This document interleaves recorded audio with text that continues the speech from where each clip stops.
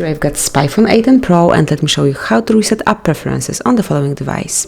So at the very beginning, open the list of all applications, then find and pick the settings. Now scroll down, find and pick apps, click on the more icon, which is 3 dots one in the right upper corner, and then select reset app preferences.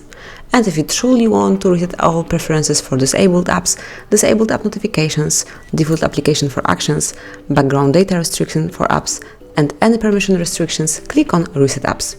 Don't worry, because you will not lose any app data. Click on Reset Apps, and that's it. You've just reset all the app preferences. Thank you for watching. Please subscribe our channel and leave the thumbs up.